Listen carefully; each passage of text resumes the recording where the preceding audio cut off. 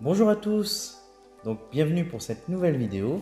Alors vous avez été très nombreux à voir ma dernière vidéo sur le grand oral, sur en gros le principe du grand oral, notamment en STMG. Alors vous avez été nombreux aussi à me faire des commentaires, à me poser des questions. Alors j'essaye bien sûr d'y répondre au fur et à mesure. Alors cette vidéo se veut complémentaire à ma première, où on va vraiment la voir, comment est-ce qu'on passe du projet aux réponses, aux questions.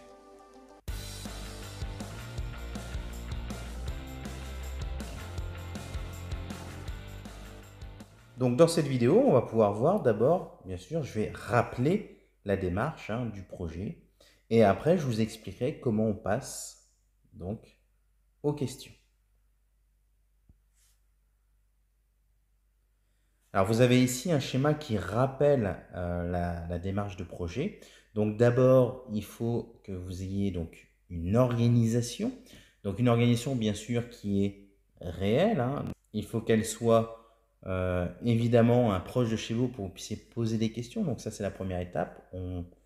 Le projet repose sur l'organisation. Ensuite, vous devez faire un diagnostic stratégique.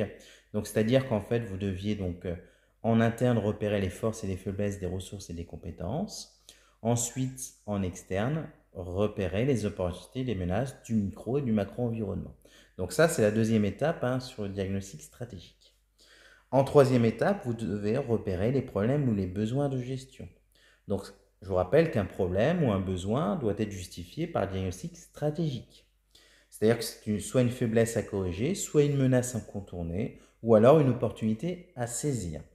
Alors, très important, le problème peut être un dysfonctionnement ou un éventuel besoin. Il faut que ce problème soit bien sûr en lien avec votre enseignement spécifique, donc ça peut être soit mercatique, RHC, GF ou éventuellement un SIG, mais il peut aussi être un peu plus général en management, sciences de gestion et numérique. Donc une fois que vous avez repéré les problèmes ou les besoins, qui doivent être bien sûr justifiés par le diagnostic, vous devez imaginer, travailler, proposer des solutions possibles. Donc ça, c'est la quatrième étape. Donc là, il faut proposer des solutions pertinentes. Je dis bien proposer. C'est-à-dire que c'est à vous, en fonction des recherches que vous allez faire, des recherches théoriques, essayer d'imaginer des solutions qui pourront répondre aux problèmes. Donc là, il faut proposer donc des solutions pertinentes et faisables, parce que les solutions doivent être possibles pour l'organisation. Elles doivent permettre de corriger le problème de gestion ou satisfaire le besoin de gestion. Et dans l'idéal, il faut expliquer comment ces solutions seront mises en place. Donc voilà la démarche de projet. D'accord? Donc je répète, première étape, on trouve une organisation. Ensuite, on fait le diagnostic stratégique complet qui nous permettra de trouver le problème et le besoin. Et ensuite, on propose des solutions. Alors bien sûr, on fait des recherches théoriques et on les adapte à l'entreprise. Maintenant, on va passer du projet aux différentes questions. Donc comme vous pouvez le voir ici sur ce schéma, le projet est central.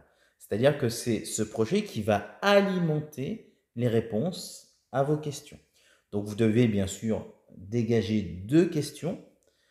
Il faut savoir que pour chaque question, c'est toujours la même méthode. C'est-à-dire que par exemple, si je prends la question 1, vous devez répondre à cette première question en prenant appui sur les solutions vues en projet. C'est-à-dire que, en gros, il faut que vos questions soient liées à vos problématiques étudiées dans le projet.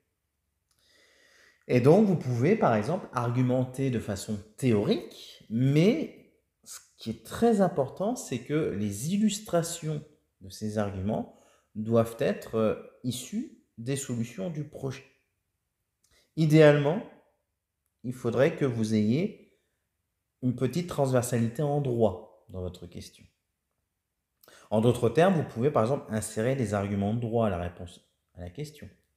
Je vais donner un exemple. Par exemple, en gestion finance, si vous avez travaillé dans votre projet sur le financement d'un investissement, dans votre question, vous allez mettre la réponse suivante. Vous allez dire quels sont les modes de financement possibles pour un investissement. Et vous allez dire, par exemple, dans mon organisation, l'entreprise a choisi l'emprunt, par exemple.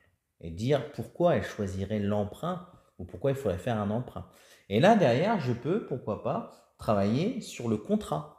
Expliquer que derrière un emprunt, il y aura la signature d'un contrat. Et là, je fais un petit peu de transversalité en droit.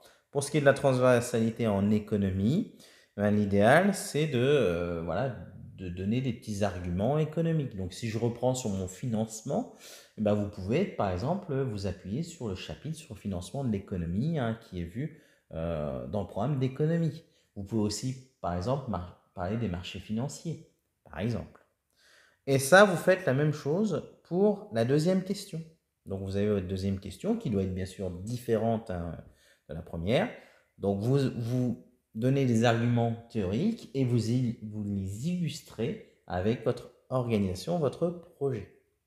Et sans oublier, évidemment, avec une petite transversalité en droit et ou une petite transversalité en économie.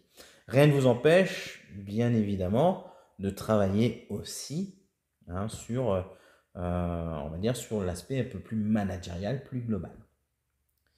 Donc voilà, donc j'espère que cette vidéo, hein, vous aura permis de répondre donc, à vos attentes, hein.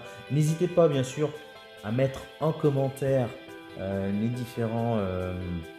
aux différentes questions, hein, bien sûr. J'y réponds, hein, dès que possible. N'hésitez pas, bien sûr, à liker cette vidéo, à la partager, hein, à l'ensemble des personnes qui ont besoin de la voir. Et je vous dis à très très bientôt pour une nouvelle vidéo. Ciao, ciao!